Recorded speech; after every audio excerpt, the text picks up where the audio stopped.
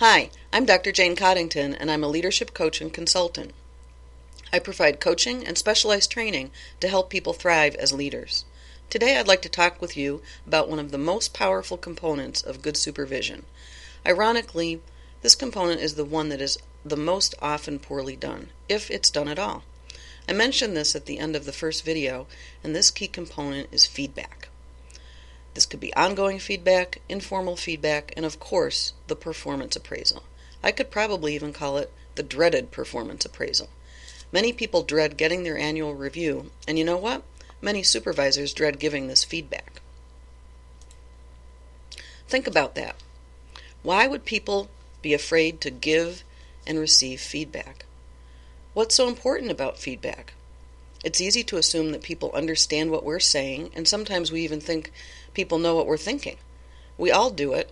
It's human nature, especially in times when we're stressed, rushed, tired, overwhelmed, or preoccupied with another situation. And supervisors are often all of the above, sometimes even at the same time. The great thing, though, is once you learn a few basic skills, you'll be quite comfortable delivering feedback and have the tools to become really artful at it. The reality is that the vast majority of people are not mind readers. When we assume employees know what we think, we set them and ourselves up for communication failure. You want your employees to know what you think and how you can help, rather than conjuring up the messages themselves. Because a lot of times when they do that, they think the worst. And people get anxious and afraid and kind of like they're walking on eggshells, and then they really can't do their jobs very well. So feedback gives us some great tools because it provides a way to confirm to people when something's going well, when something looks good, when something's on track. And a lot of times people don't know that. They wonder, I wonder if this is what my supervisor really wants. Is this what they're looking for? Is it good enough? It also helps us to be able to write the course or tweak or make adjustments along the way. Sometimes just a little bit of correction can really make a difference. And if you can do that early on, it saves everybody some heartache and time in the long run. It also helps to get a project back on track before it goes too far afield.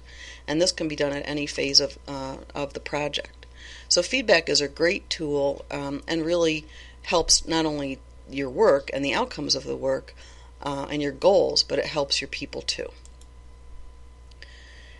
It also goes deeper than that.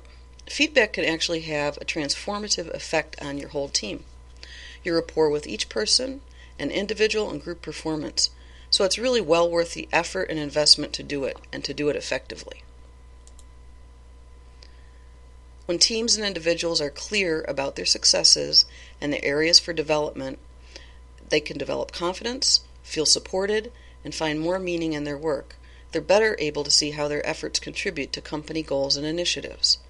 And that might just sound like, well, okay, that's nice, so what difference does it make? Well, it makes a big difference. Feedback conversations are a way to help employees set goals and develop a career path. This builds engagement and helps employees feel valued. Now here's where it makes the difference. Engaged employees who feel supported, who feel valued, and find meaning in their work are more motivated and tend to have higher morale. So we're looking for meaning and we're looking for engagement, and feedback is a great route to that end. So the investment you make pays off for everybody because you're developing a strong team that's made up of individuals who are continually growing and developing. This helps things to go more smoothly for you over time as the supervisor. Feedback may sound really scary, and it seems to for many people, but let's just think about what it really is. All feedback is a particular form of communication. So in learning to give feedback, you're really just learning a few specific ways of communicating a specific message, and that is feedback. Letting somebody know how they're doing, letting somebody know what's working well, where their strengths lie, letting somebody know some things that they may not see because they have a blind spot in that area, or some learning that can occur as they're working on their particular tasks and projects. Well, if it's so great, then why is it underused? Well, there are a couple reasons. Some people are uncomfortable giving guidance or correction, and that's because they're worried about the reaction from employees. They're worried about maybe people thinking that they're critical or thinking that they're mean. New supervisors, especially if they're have a really strong people skills and they're a real good people person, can also be a little sensitive. And they want to be everybody's friend. They want everyone to like them. Being the supervisor, some days people aren't going to like you very much. Days people are going to like you quite a bit. So you want to go for the majority of those days, of course, being positive. But every once in a while, you may have to give someone feedback that they don't want to hear. In the long run, though, most of the time when I've done that with employees, they settle down and they come back and say, that really helped me, and I'm so glad that you told me that. And I might not have wanted to hear it at the time, but it needed to be said, and it made all the difference for me. So that worry you can work through. Sometimes people are actually uncomfortable giving positive feedback. Now that might sound even stranger. Well, why would that be?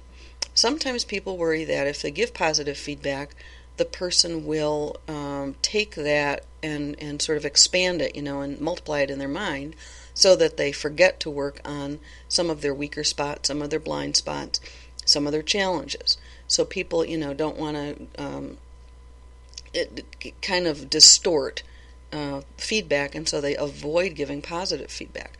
Well, that's a really big mistake, because then we cannot help develop strengths, and we cannot help a person to feel that motivation and feel that engagement and the meaning in their work. So people must know what is going well. And that has to be very regularly done. And then the third reason why feedback is underused is that employees themselves can in reality be apprehensive, defensive, or emotional. Now, especially if they've had bad experiences with feedback in the past, or they haven't gotten feedback in the past and don't know what to expect, or all they've gotten is constructive criticism, as it's called, and they've never gotten anything affirming, they can be pretty anxious about that. And so supervisors pick up on that, and that feels like an emotional event that's going to occur. And so sometimes people just avoid feedback altogether because they don't want to go through that, because it takes time and energy, and it has to be managed.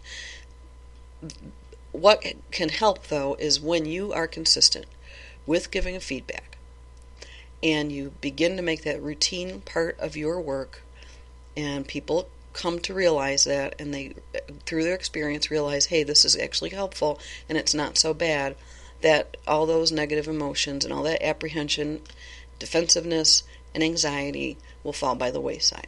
So it's a matter of actually starting and being consistent.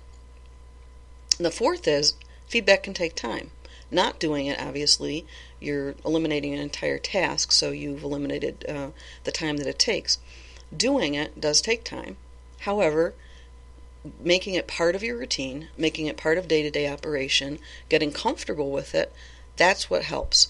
So it's a matter of actually getting that in place and it becoming part of your overall system. So you're probably thinking, well, okay, so if it takes time, how am I going to fit it in?